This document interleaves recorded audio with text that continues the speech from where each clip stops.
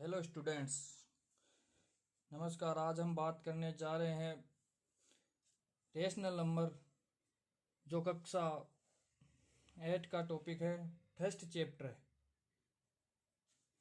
इस टॉपिक में हमने पहले पढ़ा था प्रॉपर्टीज। प्रॉपर्टीज क्या होती है, कौन कौन सी प्रॉपर्टीज होती है। तो एक बार अगर आप हमारे चैनल पे नए हो तो हमारे यूट्यूब चैनल को सब्सक्राइब ज़रूर कर दें। तो चलो हम बात करते हैं प्रॉपर्टीज़ के बारे में। तो प्रॉपर्टीज़ हमने पढ़ी थी कि 4 प्रॉपर्टी होती है, 4 प्रॉपर्टी होती है। जो पहली थी सवर्थ प्रॉपर्टी, सेकंड थी क्रम विनिमय प्रॉपर्टी, और थर्ड थी साहचर्य प्रॉपर्टी, जिसको हम सवर्थ प्रॉपर्टी होती है उसको बोलते हैं क्लोजर प्रॉपर्टी। और जो क्रम विनिमय प्रॉपर्टी होती है, गुणधर्म होता है क्रम विनिमय गुणधर्म, उसको बोलते हैं हम कम्यूटेटिव प्रॉपर्टी। और जो साहचर्य प्रॉपर्टी होती है, साहचर्य गुणधर्म को हम बोलते हैं एसोसिएटिव प्रॉपर्टी। तो आज हम बात करने जा रहे हैं फोर्थ प्रॉपर्टी की, जो है डिस्ट्रीब्यूटिव प्रॉपर्टी। डिस्ट्रीब्यूटिव प्रॉपर्टी के बारे में आज हम विस्तार से पढ़ेंगे। तो आप हमारे चैनल पर लगातार जुड़े रहिए, वीडियो को लगातार देखते रहिए, तो आप कंप्लीट टॉपिक कर पाओगे ये रेशनल नंबर का, परिमेय संख्याओं का। तो प्यारे स्टूडेंट्स, आप देखते रहिए हमारे YouTube channel BL maths classes को।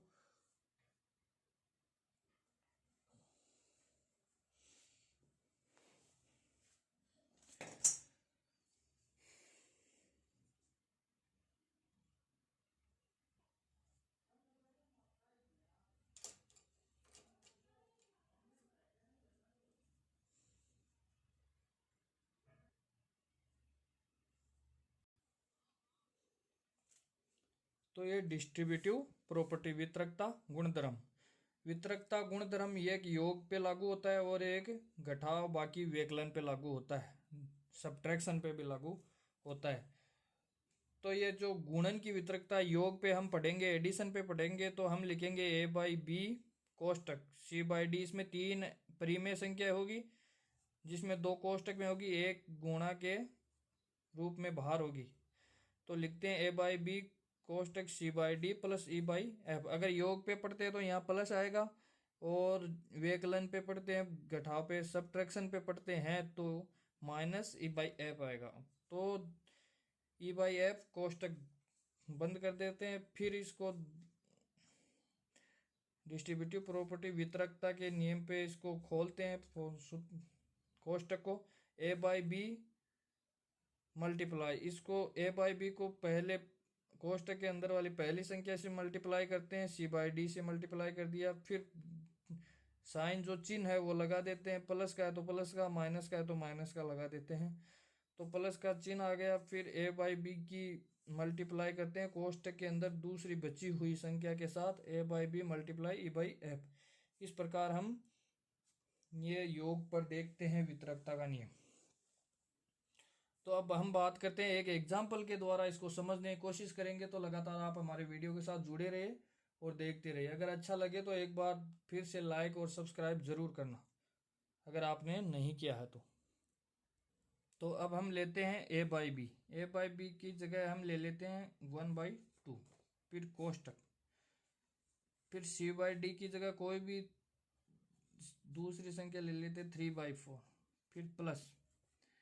फिर हम लेते हैं E/F तीसरी संख्या ले लेते हैं हम 2/3। तो हम अब इसको हल करने के लिए पहले 1/2 की मल्टीप्लाई करेंगे 3/4 के साथ। तो देखते हैं 1/2 कोष्टक के अंदर की पहली संख्या है 3/4, इसके साथ में इसका गुणा करेंगे। फिर जो चिन्ह है वो लगा देते हैं, प्लस का है तो प्लस का साइन लगा देते हैं, माइनस का है तो माइनस का लगा देते हैं। माइनस का साइन आएगा आपके सब्ट्रैक्शन में, जो गुणन की वितरकता का सब्ट्रैक्शन के साथ में गुणधर्म चेक करेंगे उसके साथ में आएगा माइनस। तो फिर 1/2 की मल्टीप्लाई करेंगे दूसरी संख्या जो बची हुई कोष्टक के अंदर संख्या है, प्लस का चिन्ह लगा के 1/2 की मल्टीप्लाई करेंगे 2/3 के साथ। अब इसको हम हल कर सकते हैं। 3 को 1 से मल्टीप्लाई करेंगे 3, 4 को 2 से करेंगे तो 8, 3/8, प्लस की जगह प्लस, फिर 2 का मल्टीप्लाई 1 के साथ तो 2, फिर 3 का मल्टीप्लाई 2 के साथ तो 6। अब इसको हम एलसीएम लेके हल कर सकते हैं। इसका एलसीएम आएगा, एलसीएम आपको ज्ञात करना शायद आता होगा। इसका एलसीएम होगा 24। अब 8 से डिवाइड करेंगे 24 को तो आएगा 3, 3 को 3 से मल्टीप्लाई करेंगे तो आएगा 9, फिर प्लस, फिर 6 से 24 को डिवाइड करेंगे तो आएगा 4, 4 को 2 से मल्टीप्लाई करेंगे तो आएगा 8। तो इसका आंसर आएगा 17/24, 17/24। तो इस प्रकार है ये योग पे हो गया। अब हम बात करते हैं व्यकलन पे, सब्ट्रैक्शन पे बात करते हैं कि ये गुणन की वितरकता का नियम सब्ट्रैक्शन पे कैसे लागू होता है। तो चले आगे देखते रहिए। अब व्यकलन पे हम देखते हैं।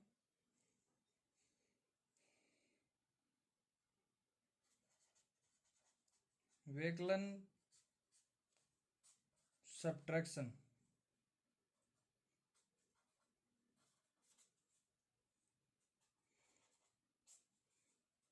घटाव पर गुणन की वितरकता का नियम पढ़ते हैं। इसमें होता है योग की तरह ही होगा सेम, इसमें प्लस की जगह ओनली माइनस आ जाएगा। तो हम देखते हैं कि a/b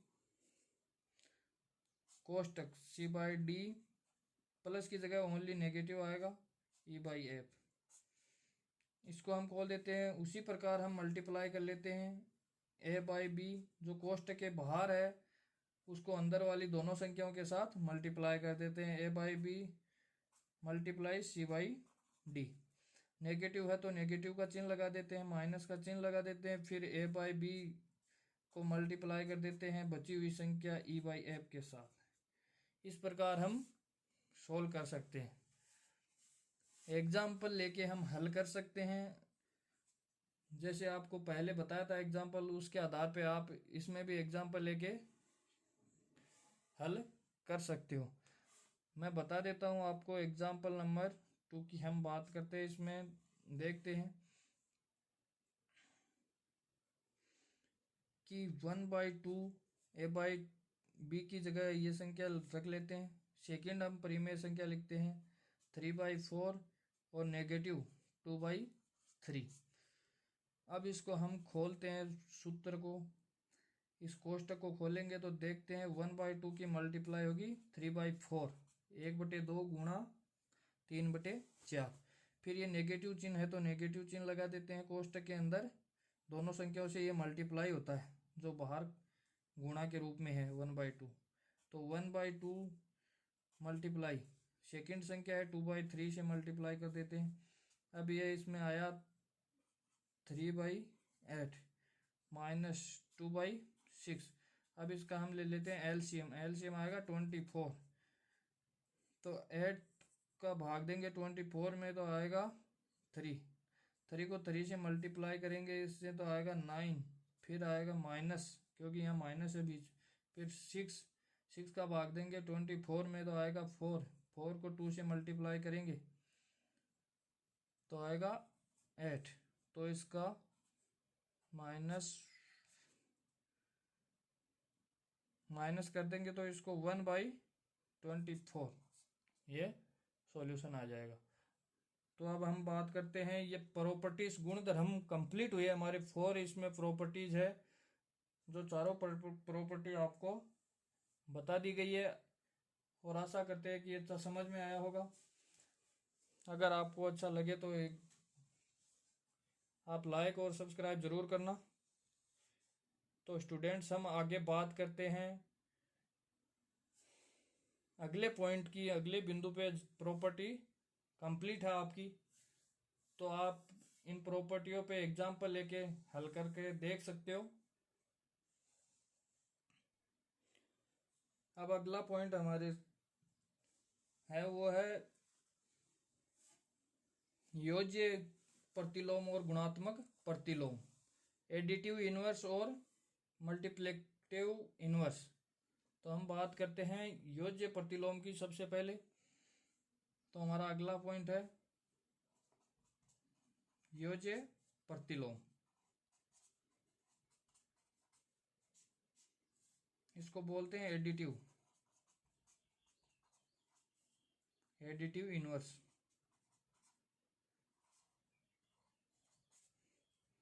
एडिटिव इनवर्स क्या होता है और ये कहाँ काम में आता है, तो ये हम देखते हैं। इसके बारे में कंप्लीट जानकारी, विस्तृत जानकारी लेंगे। तो स्टूडेंट, आप लगातार देखते रहे हमारे वीडियो को।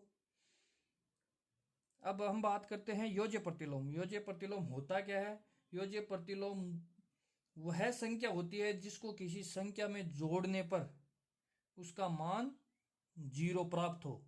जैसे हम बात करते हैं कि मान लो 2 है।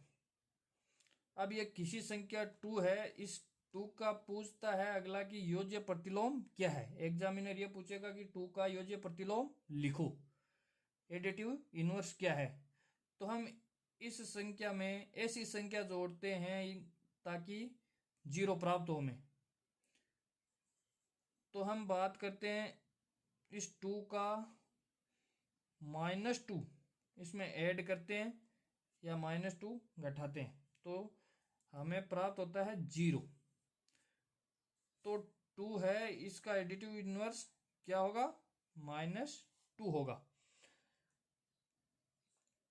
जैसे है -3/4, इसका पूछता है कि एडिटिव इनवर्स क्या है। तो इसको शून्य बनाने के लिए इसमें क्या जोड़ते हैं, क्या घटाते हैं? तो हम देखते हैं इसको शून्य बनाने के लिए +3/4 -3/4 +3/4 तो क्या हुआ? ये 0 शून्य हुआ। तो ये -3/4 का एडिटिव इनवर्स 3/4 है। माइनस चिन्ह लेने पे जो प्राप्त होता है उसे एडिटिव इनवर्स ही कहते हैं। जैसे आपको बोल दे कि 2/3, इसका एडिटिव इनवर्स क्या है, तो आप बता सकते हो कि -2/3। क्यों है? क्योंकि इसमें से ये घटाने पर या ऐड करने पर क्या आएगा? 0 प्राप्त होगा। तो अब हम बात करते हैं कि -5/7 का एडिटिव इनवर्स क्या है। तो इसका साइन चिन्ह परिवर्तन करके बता देते हैं कि 5/7 इसका एडिटिव इनवर्स है। हम बोल सकते हैं कि -3 का एडिटिव इनवर्स क्या है, तो -3 का है +3। ये होता है हमारा एडिटिव इनवर्स योज्य प्रतिलोम। अब हम बात करते हैं गुणात्मक प्रतिलोम की। गुणात्मक प्रतिलोम क्या होता है उसके बारे में हम पढ़ेंगे। योज्य प्रतिलोम आपको अच्छी तरह समझ में आएगा। एक बार फिर से आपको बताता हूँ कि योज्य प्रतिलोम वो होता है वह संख्या जिसको किसी संख्या में जोड़ने पे मान 0 आ जाए।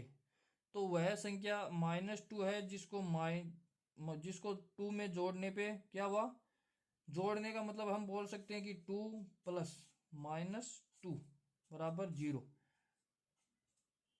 इसलिए हम ऐड का प्रयोग करते हैं। तो एडिटिव इनवर्स क्या हुआ? -2। 2 का -2 मतलब 0 बनाना है। तो हम बात करते हैं गुणात्मक प्रतिलोम की। तो देखते हैं गुणात्मक प्रतिलोम होता क्या है, मल्टीप्लिकेटिव इनवर्स क्या होता है। तो हम जो सेकंड है वो देखते हैं पॉइंट।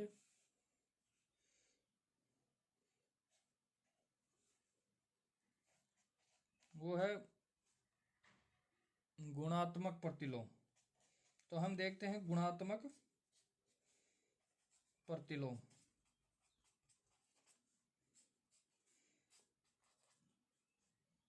Multiplicative inverse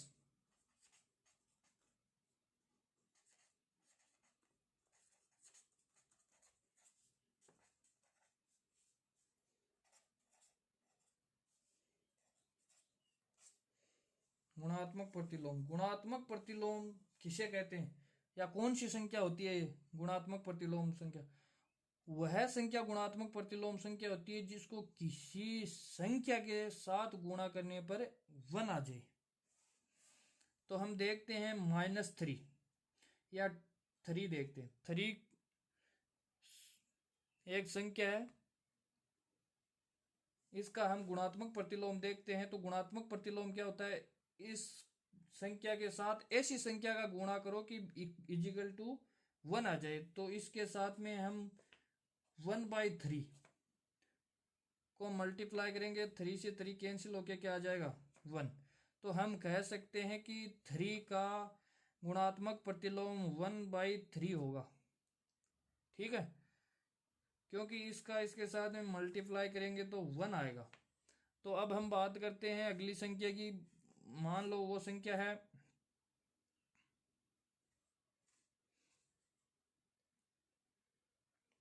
2/3। अब 2/3 का हम गुणात्मक प्रतिलोम ज्ञात करते हैं, मल्टीप्लेक्टिव इनवर्स ज्ञात करते हैं। तो क्या करते हैं? इस संख्या का उल्टा कर देते हैं, 3/2। तो 3 से 3 कैंसिल, 2 से 2 कैंसिल, क्या आना चाहिए? 1। हमें 1 लेके आना है। वही संख्या, जिस संख्या से हम गुणा करके 1 लेके आते हैं, वही गुणात्मक प्रतिलोम होता है, मल्टीप्लेक्टिव इनवर्स होता है। मान लो अगला एग्जाम्पल मैं देता हूं आपको कि 5/7।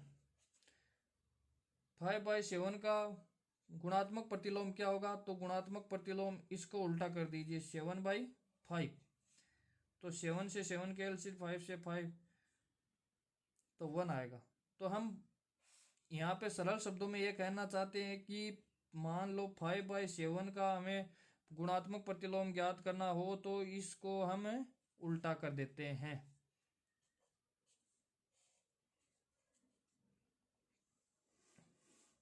वो ही क्या होगा? गुणात्मक प्रतिलोम होगा। अब देखते हैं हम अगला एग्जाम्पल की। हमको दिया गया है कि -2/3। -2/3 का गुणात्मक प्रतिलोम मल्टीप्लेक्टिव इनवर्स ज्ञात करना हो तो कैसे करेंगे?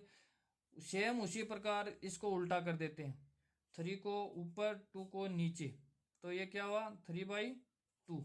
अगर नेगेटिव है तो नेगेटिव यहाँ लगा दो बस, क्योंकि अगर नेगेटिव नहीं लगाएंगे तो ये -1 आएगा इसको काटने पे। देखते हैं हम, -2/3 का गुणात्मक प्रतिलोम 3/2 ही लिखेंगे मान लो। अगर माइनस चिन्ह नहीं लगाया तो 2 से 2 कैंसिल, 3 से 3 कैंसिल, तो -1 आएगा। लेकिन हमें -1 लेके नहीं आना है, हमें +1 लेके आना है। तो +1 लेके आने के लिए हमें -2/3 मल्टीप्लाई, आपको इतनी जानकारी तो होगी कि नेगेटिव नेगेटिव को मल्टीप्लाई करेंगे तो पॉजिटिव होगा। तो -3/2 इसका उल्टा करेंगे, इनवर्स ज्ञात करेंगे, तो ये क्या हुआ? -3/2। अब जो minus minus, negative negative multiply होके क्या बनाता है? पॉजिटिव बनाता है, प्लस बनाता है। तो 3 से 3 कैंसिल, 2 से 2 कैंसिल, और नेगेटिव से नेगेटिव मल्टीप्लाई होके क्या हो गया? पॉजिटिव। तो हमारे आंसर आया 1। ये 1 आते ही क्या हो जाती है? ये संख्या गुणात्मक प्रतिलोम हो जाती है। तो ये हुआ हमारा गुणात्मक प्रतिलोम। गुणात्मक प्रतिलोम क्या होता है? शायद आपको अच्छे तरीके से समझ में आ गया होगा। गुणात्मक प्रतिलोम होता है उल्टा करना, संख्याओं को उल्टा करना, और वह संख्या जिससे किसी संख्या के साथ गुणा करने पे =1 आ जाए। तो मान लो आपको पूछे कि -4 है, इसका क्या होगा गुणात्मक प्रतिलोम? तो -4 का कुछ नहीं, हम लिख सकते हैं कि -4/1 हो सकता है ये। तो इसका उल्टा कर देना है, 1/4, और माइनस है तो माइनस लगा देना है। ये याद रखना, अगर किसी संख्या में नेगेटिव है तो उसके इनवर्स में भी नेगेटिव होगा। तो ये -1/4 क्या हुआ? -4 का किसी भी संख्या, मान लो -5 है, तो -5 के बट्टे में हम 1 लगा सकते हैं, इससे कोई फर्क नहीं पड़ता और आपको समझने में आसानी होगी। तो इसका हम गुणात्मक प्रतिलोम मल्टीप्लिकेटिव इनवर्स ज्ञात करते हैं तो -1/5 होगा। तो ये हुआ हमारा मल्टीप्लिकेटिव इनवर्स कंप्लीट गुणात्मक प्रतिलोम। अच्छी तरह से समझ में आ गया होगा। तो स्टूडेंट्स आप देखते रहे हमारी वीडियो को आगे भी। हमारा अगला पॉइंट है परिमेय संख्याओं को संख्या रेखा पर दर्शाना। मतलब रेशनल नंबर को जो नंबर्स लाइन होती है उस पे रिप्रेजेंट करना, दर्शाना। तो हम देखते हैं कि परिमेय संख्याओं को संख्या रेखा पर कैसे दर्शाते हैं, इसके बारे में हम बारीकी से पढ़ेंगे, विथ एग्जाम्पल पढ़ेंगे। तो फिर देखते हैं हम। हमारा अब का पॉइंट है वो है परिमेय संख्या, रेशनल नंबर। परिमेय संख्या को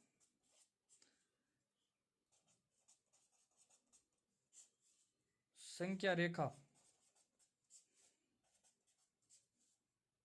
पर दर्शाना, रिप्रेजेंट ऑफ नंबर लाइन। तो हम देखते हैं कि किस प्रकार दर्शाते हैं इसको, हम इसके बारे में अच्छी जानकारी लेंगे। तो अब हम आपको समझाते हैं कि मान लो आपको बोल दे कि 2 है। एग्जाम्पल फर्स्ट लेते हैं, एग्जाम्पल फर्स्ट में है 2 को नंबर लाइन पे रिप्रेजेंट करो। तो हम कैसे करेंगे, एक नंबर लाइन बनाएंगे हम। सबसे पहले बीच में हम 0 लिखेंगे और बाईं तरफ नेगेटिव संख्या होती है, दाएं तरफ पॉजिटिव संख्या होती है, ये हमें मालूम है।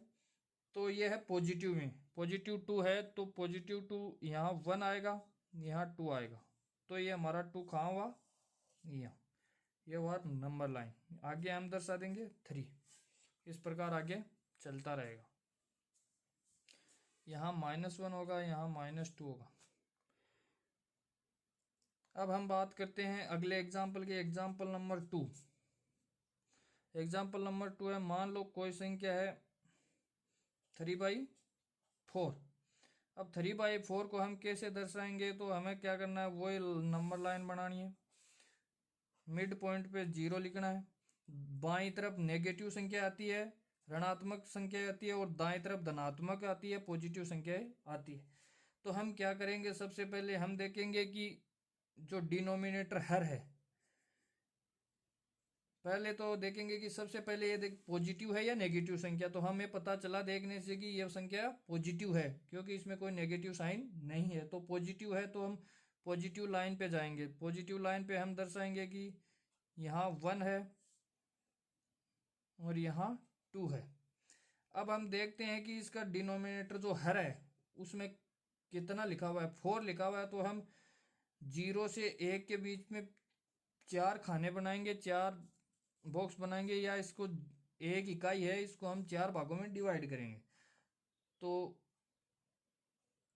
ये 4 भागों में डिवाइड हुई। यहाँ हुआ 1/4, यहाँ हुआ 2/4, यहाँ हुआ 3/4 और यहाँ हुआ 4/4। 4/4 कैंसिल करके क्या आता है, 1, जो 1 यहाँ लिखा हुआ है। तो ये 3/4 है, वो ये यहाँ आ गया। तो इस प्रकार आपको समझ में आ गया होगा। और हम एक एग्जांपल और लेते हैं जो नेगेटिव में है। एग्जांपल नंबर 3, मान लो -5/3 है। तो इसको कैसे दर्शाते हैं, तो सबसे पहले हम नंबर लाइन खींचेंगे, मिड पॉइंट पे 0 दर्शाएंगे। फिर हम सबसे पहले देखेंगे कि संख्या पॉजिटिव है या नेगेटिव। तो संख्या हमारी क्या है, नेगेटिव। नेगेटिव है तो हमें बाईं तरफ चलना है। तो यहाँ रखेंगे हम -1, फिर आगे यहाँ रखेंगे हम -2, फिर आगे ये नंबर लाइन चलती रहेगी।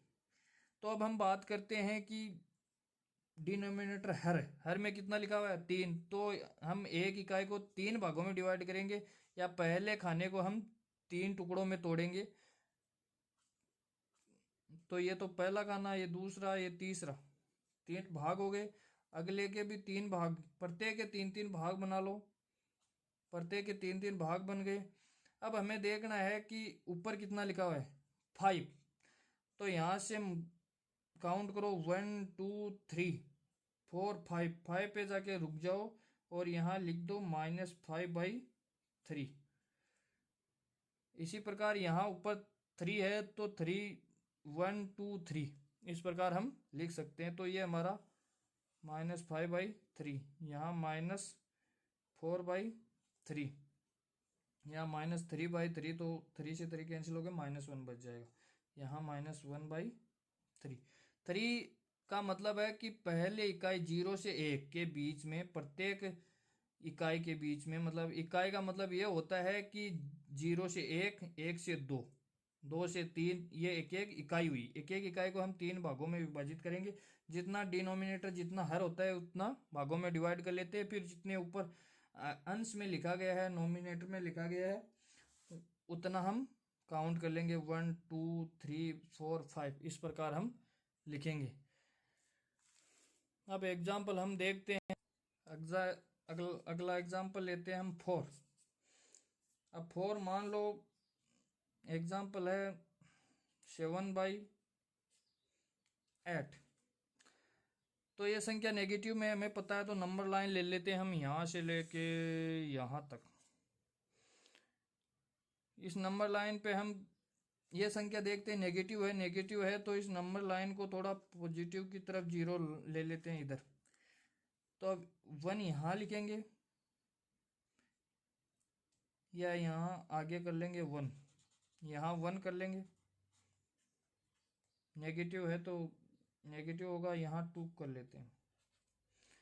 अब हम देखते हैं कि एक बॉक्स में कितने खाने होने चाहिए, 8, क्योंकि यहाँ हर 8 है, 8 तो 8 लिख लेते हैं। इससे इसमें 7 लाइन आप खींच सकते हो, 1 2 3 4 5 6 और 7 लाइन लेने के बाद में हमें लेना कितना है, आगे भी हम 7 लाइन इसमें 8 खाने बना सकते हैं। 1 2 3 4 5 6 7, ये 8 खाने हो गए। अब ऊपर हर में दिया गया है 7 दिया गया है, तो 7 हम काउंट करते हैं, 1 2 3 4 5 6 7। यहाँ होगा ये जो संख्या है, यहाँ -7/8 होगा यहाँ। इस प्रकार हम लिख सकते हैं। तो दो स्टूडेंट्स, मैं आपसे आशा करता हूँ कि आपके अच्छी तरह समझ में आया होगा।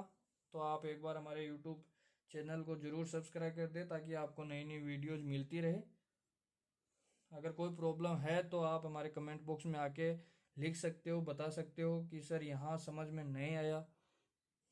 तो देखने के लिए शुक्रिया।